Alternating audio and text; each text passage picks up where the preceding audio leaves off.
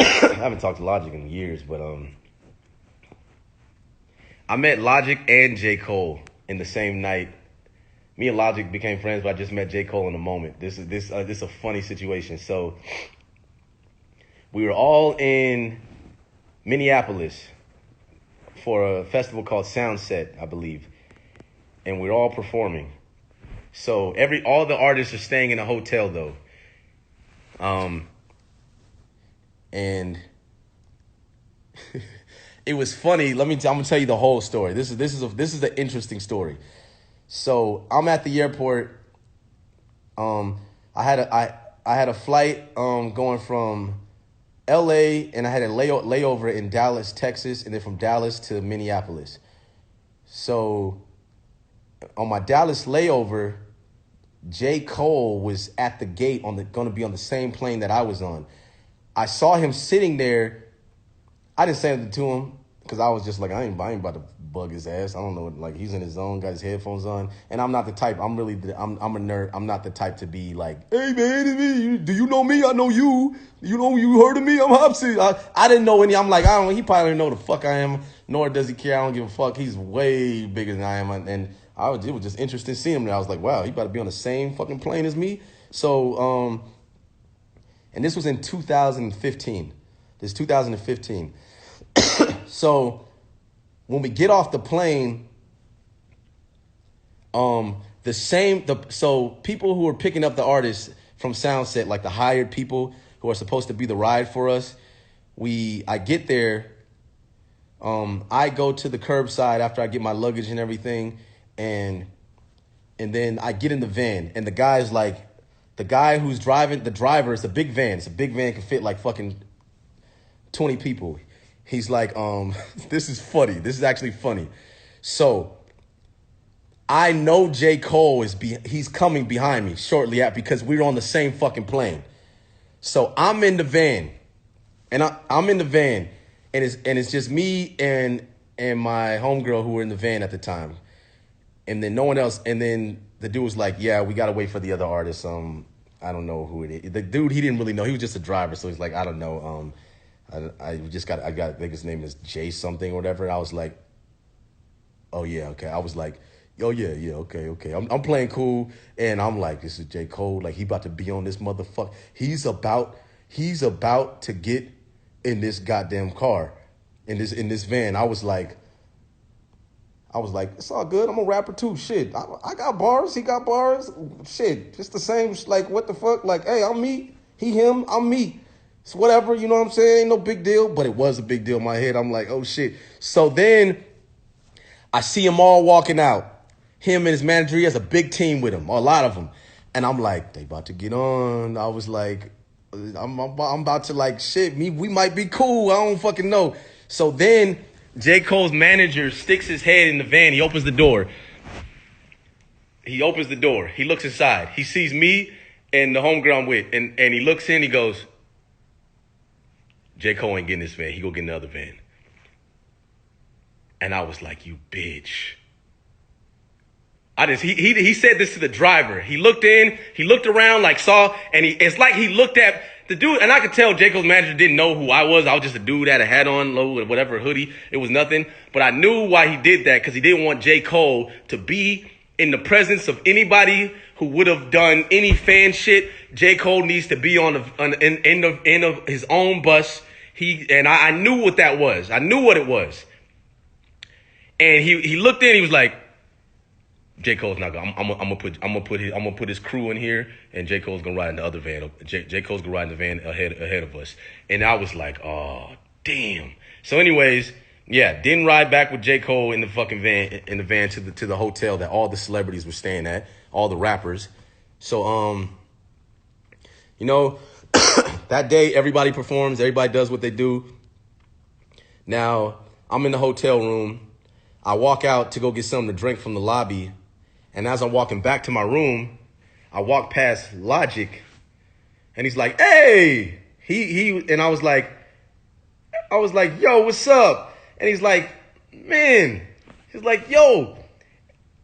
He's like, what are you up to? And I was just like, oh man, I'm just getting some water. I was just going back to my room. He's like, yo, And he was like, yo, he's like, I've literally met everybody, and you're like the only rapper I've never met. And I was like, really? He's like, literally, I've met everybody. You're like the only fucking rapper I've never fucking met. And I was like, oh, yeah. He's like, and then he was like, man, do you know what people think about you? And I was like, oh, no. Here we go. Rapper beef. I don't know what this means. I don't know logic like this. I don't know what the fuck he's about to say. He's like, you want to know what people think? You want to know what people think about you? You want to know what they say about you behind your back and how they talk about you? He's like, I don't know if you want to know or not. And I'm like, what the fuck could he possibly, like, why would he even start a conversation off like this? This is weird, man.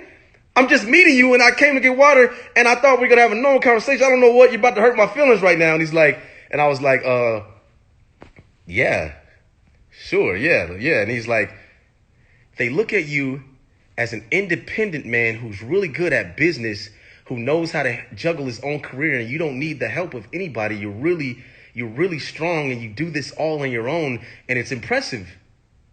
And I was like, wow, thanks, man. Like, and then once again, when he said that, I felt like the fucking kid who saw the baseball player, like, thanks, man. And I'm just like flattered. He's like, yeah, man. Like, he was like, yeah, like you really, like, you really, like, he was just giving me props for the way that because I had funk volume and everything. And I was just like, damn, thanks. And then we just started talking about life and started talking about his music. And I was like, yeah. And he was talking about, he was talking about how just his album and how he referenced, things about it, I guess the cigarette addiction. I was like, oh yeah, Nikki, you refer to her as Nikki, refer to the cigarettes as Nikki inside of in your album. He's like, oh, you heard my stuff. I was like, yeah, man, I bought your album. I support your stuff. And he was like, wow, thanks, man. Like Logic is the nicest fucking guy in the world. So he was like, when he heard that when I told him I bought his album and I knew specifically the Nikki thing, he was like, wow, thanks, man. And then we went outside because I think he wanted, we just went outside to talk, and we just talked for like an hour. And then we were walking back in, and then, and he was telling me how he was like, yo, the craziest fucking night, dude. J. Cole bought me a burger. And we sat down, and J. Cole bought me a burger. I was like, what? He was like, yeah, man, we were talking right over there. J. Cole just like I was walking by, J. Cole just saw, and he just, giving me tips on things about, just my career and all this. And he bought me a fucking burger.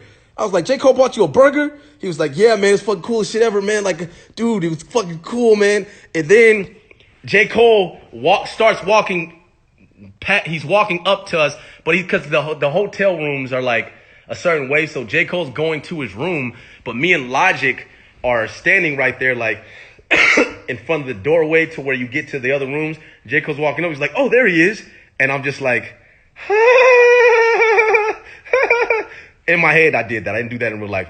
My face was just like I'm a rapper. Like, I don't give a fuck about these niggas. I don't give a fuck, nigga. I got bars too, nigga. I don't give a fuck. That's the outside. But inside, I'm like, oh, shit. So, anyways, J. Cole walks up, and then J. Cole's tall as fuck, by the way. That's a tall-ass motherfucking lengthy-ass motherfucker. He walked up. I'm like, yo, I feel like a fucking midget right now. This motherfucker is tall as shit. He walks up. He gives Logic a handshake, and then he looks at me, and he's about to give me a handshake. I put my hand out to give him a handshake, but then Logic continued to talk to him. So then J. Cole looked back at Logic, and my hand was sitting there. And I'm like, oh no,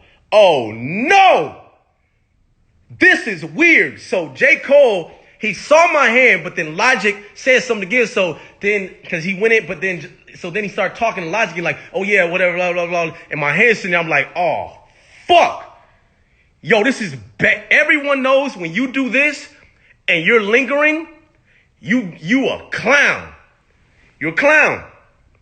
So my hand's like this, and I'm like, oh, Lord, no. I'm the pussy bitch boy now. I'm pussy bitch boy who wants to shake J. Cole's hand so bad now. My hand's floating here, and Logic just intercepted the fucking moment, and I'm like, dude. So I kept it. I was like, just hold it, man. Just hold it. No one's seeing it. It's only you. It's just a pride thing. Logic doesn't see your hand. J. Cole doesn't probably even give a fuck about your hand. So then after he finished, J. Cole turns around. He shook my hand and gave me a pound. And then he just walked back. He's like, all right, cool. You guys take it easy. And then he just left. And I was like, I have a homegirl who really, she loves J. Cole. So then after I went back to the hotel, I called her. I was like, guess what? She's like, what? I was like, I just shook J. Cole's hand. And she was like, what? You didn't take me with you? I was like, I didn't know he was going to be here. And yeah, it was, I'm not like a fanboy like that, but it's just, like I said, seeing Logic, seeing J. Cole, seeing anybody, it's just, you never see these people. But me and Logic, after that night, he was like, yo, let's be friends, man. I was like, okay. He was like, we're friends now. Let's be friends. Like, seriously, let's be friends. And I was like, all right, cool. He was like, for real. We're like, for real. And I was like, okay, yeah. I like, yo. And I found out he lives near that, he lived up the street from me. So he lived about 15 minutes away from me where I lived in LA. And then the next day, I flew back to LA and he was like, yo, come to my crib, man.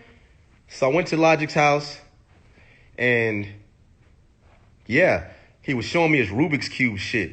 I don't know if he had introduced this to the world yet, but he was on, he was like, yo, dude, you ever fuck with Rubik's Cube?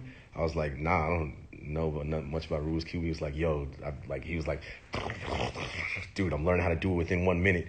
And then I just saw his fingers doing this shit. He's like, yo, look at that. I was like, oh, damn, that's crazy. What?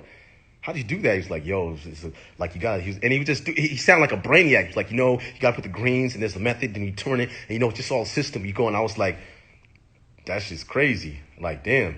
And then he showed me and he took me to his studio, showed me his microphone. He's like, yo, I know a lot of people use this they use all that fancy studio stuff. I don't use that. I use this little mic. It's like a little cheap mic, but this shit works, man. It works fucking good. And then I was like, damn, you use that mic? That's Logic? Like, that's the Logic mic? He's like, yeah, man, this is it. My engineer he's a beast. He mixes the shit out of it, and it sounds good. I was like, wow. And then Logic had a skateboard, so we went into his garage. We played skate. I know he has a history of skating, but he was definitely rusty at that time, so I did win. But yeah, we hung out, and I think there's one picture that exists of that moment of us hanging out that night. I don't know where it is, but it does exist. And yeah, that was the time I met Logic. All right, that was when we became cool.